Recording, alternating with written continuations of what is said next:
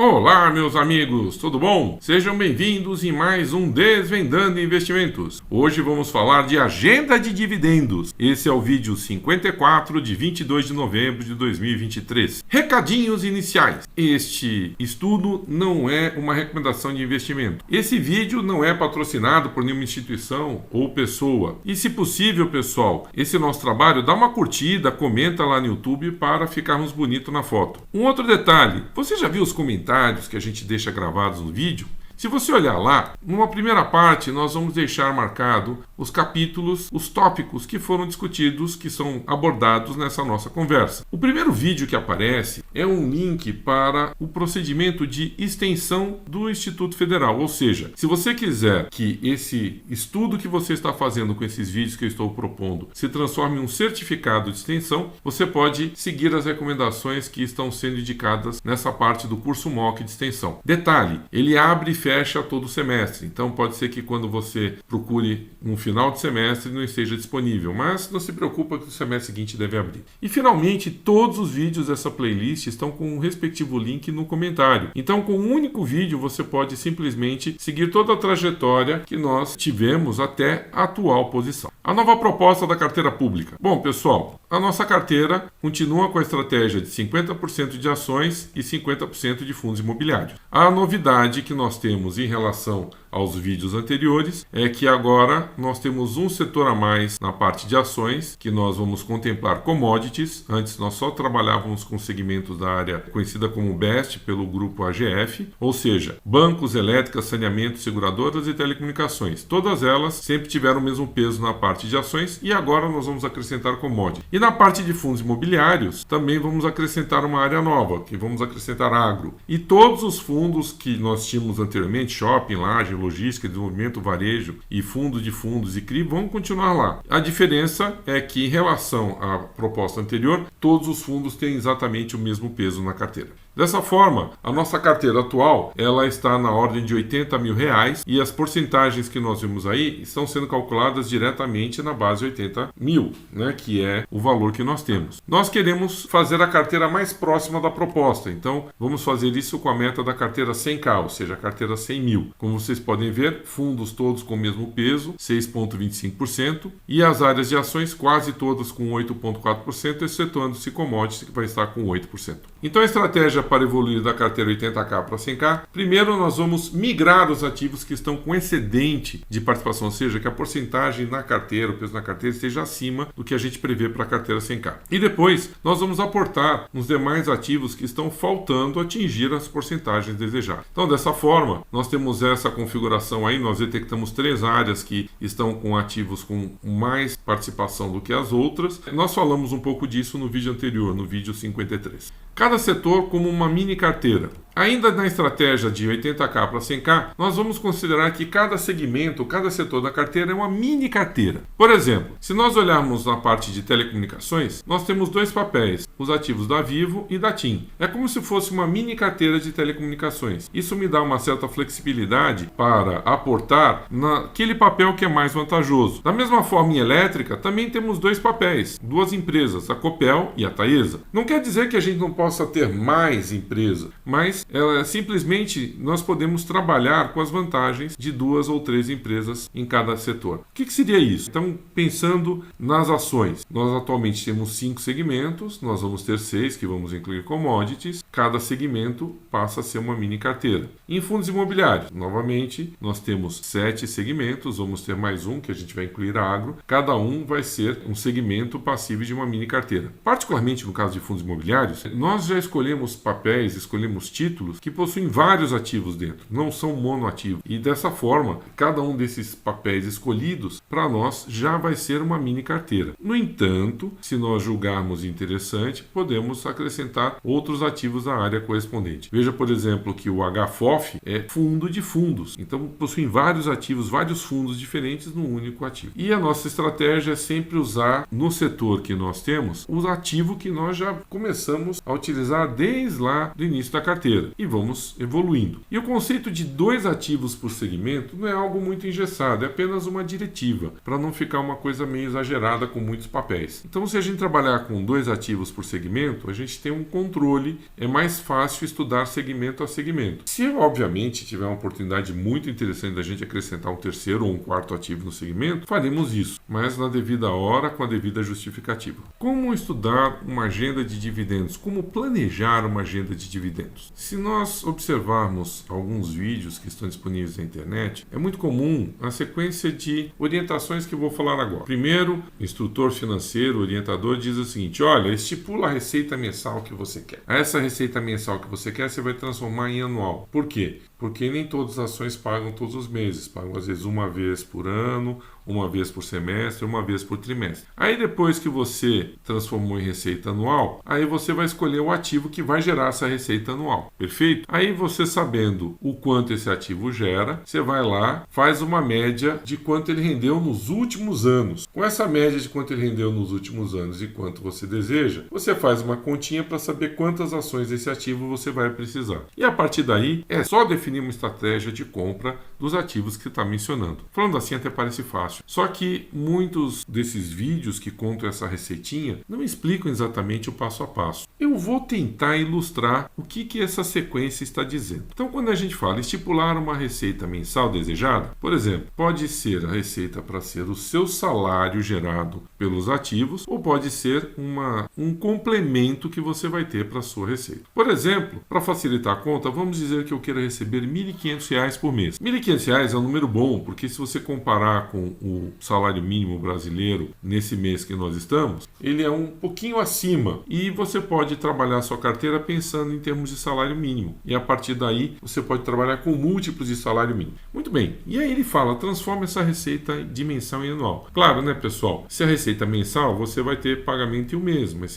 por exemplo, você está pensando em janeiro, mas você vai ter que pensar em fevereiro, março, abril, maio, junho, julho e assim sucessivamente até o final do ano. Mas como nós falamos agora há pouco, a gente tem que lembrar que as ações não pagam todos os meses. É raro ter uma ação que paga todo mês. Fundos imobiliários pagam todo mês. As ações pagam quando dá lucro, uma vez por ano, uma vez por semestre, uma vez por trimestre. Então o que a gente tem que fazer nesse caso é imaginar o quanto ela vai render no ano e depois a gente faz os ajustes para o mês. Então, por exemplo, falamos em R$ 1.500, 12 vezes 12 meses vezes R$ 1.500, isso vai dar R$ 18.000 ao ano. Muito bem, pessoal. Agora que escolhemos o nosso montante que precisamos ter, vamos escolher o ativo que vai gerar esses rendimentos. Galera, eu vou utilizar o Banco do Brasil, que é um exemplo mais prático, é uma instituição longeva, tem muita documentação, inclusive outros youtubers também fazem comentários sobre essa metodologia. Usando o próprio Banco do Brasil, você pode até comparar a minha conversa com a de outras pessoas. Dentro dessa ideia, vamos agora fazer a média de quanto rendeu nos últimos anos. Como é que eu vou fazer isso? Eu vou lá no site do Banco do Brasil, procura lá RI Banco do Brasil e tem lá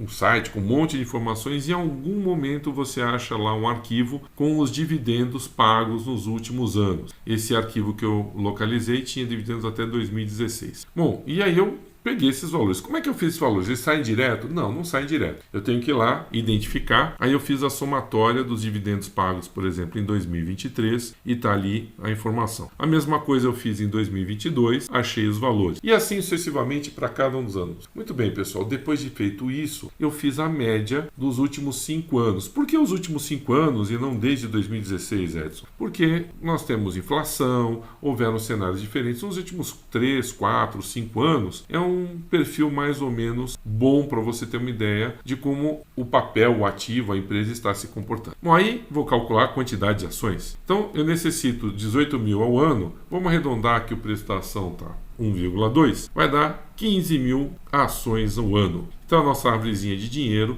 precisa de 15 mil ações do Banco do Brasil. Depois de definida a quantidade de ações, vamos definir a estratégia de compra de ações. Logo, o Banco do Brasil, cotação da ação R$ 50, para arredondar para facilitar a conta, 15 mil ações vezes R$ 50, R$ 750 mil. R$ 750 mil? Ah, Edson, você tá maluco? Eu não vou conseguir nunca juntar esse dinheiro para gerar a minha carteira. Calma, nosso foco é na quantidade de ações. Claro que assusta. Então vamos ver lá. Se nós olharmos ali uma ferramenta pública gratuita chamada TradingView e colocarmos o papel do Banco do Brasil, a gente vai ver que a cotação agora, nesse mês, está 50,72. Mas há um ano atrás, na cotação mais alta de novembro, estava lá 40,33. Há 2 anos, a cotação mais alta de novembro estava 35,88. Então existem momentos em que as ações ficam mais baratas e mais caras, certo? Ou seja, você tem que definir uma estratégia de compra onde você vai aproveitar o momento que as ações abaixam o valor. Lembrando também que as ações geram dividendos e você pode aproveitar os dividendos das próprias ações para ajudar as compras de novos papéis. Se isso não funcionasse, pessoal, veja a nossa carteira que está com 16 meses, vai fazer... Ainda não chegou 1 ano e meio, tá? Se nós pegarmos os últimos 6 meses, por exemplo, nós tivemos de rendimento na carteira R$ 779, R$ 591, R$ 582, 581. E isso tudo, nós mal atingimos R$ 80 mil. Ou seja, veja que a minha carteira, que eu estou usando para fazer esses estudos, já está tranquilamente, quase que oficialmente, todo mês, rendendo 1/3 da nossa meta de salário mensal, no exemplo do Banco do Brasil. E eu não estou nem perto dos R$ 750 mil que acabei de falar para vocês. Então é possível? Sim. É possível fazer uma carteira geradora de dividendos e salário de uma renda complementar. Monitorar os dividendos da nossa carteira. Todos os meses eu faço um estudo da progressão da carteira e documento na minha planilha que tem esse formato. Se vocês olharem lá o vídeo 52, vocês vão ver a última movimentação que eu registrei. Eu registro, por exemplo, os aportes que aconteceram naquele mês, a cotação das ações e dos fundos imobiliários na data que eu estou fechando o mês, certo? E com isso eu tenho um estudo das participações de cada segmento. Agora, uma coluna que eu tenho também é exatamente a coluna que registra os dividendos, as receitas, os JCPs que caíram naquele mês. Então, veja que nós temos aqui o último valor que eu falei, 581,41 na etapa anterior, é exatamente a origem dele está aí.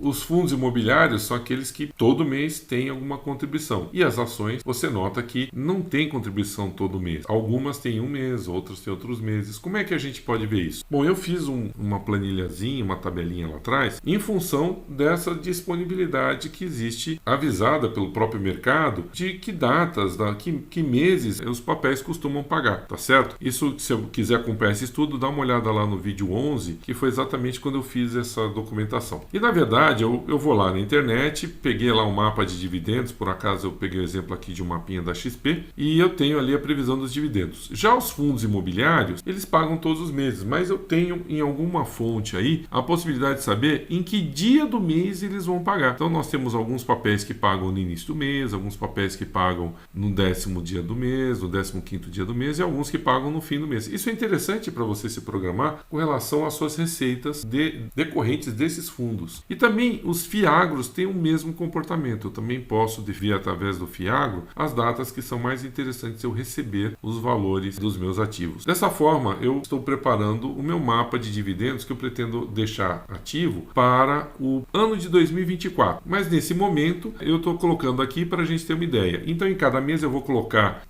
a posição das carteiras e aí eu vou lançando mês a mês os ativos que foram caindo. Por exemplo, se a gente ampliar aqui fundos imobiliários, eu estou vendo aqui as distribuições. E como eu tinha mencionado antes, por exemplo, fundos de laje, eu tenho uma porcentagem maior do que eu prevejo para a carteira 100K. Da mesma forma, fundos de CRI, eu também tenho uma porcentagem maior da que eu prevejo para a carteira 100K. Então, esse excedente eu posso, na hora que eu fizer movimentações, eu jogar para os papéis que estão deficitários. Já ações, também, mesma coisa, na parte de elétricas é a minha maior posição na carteira. Veja que independente de quebrarmos em 2 papéis lá, da Copel e da Taesa, também cada um está acima da previsão da nossa carteira, quebrando 8,4% em 4,2%. E temos alguns outros papéis para estudar. Então, vamos fazer isso com calma na medida que for evoluindo. Então, nosso mapa de dividendos vai começar em 2024, em janeiro de 2024, tá certo?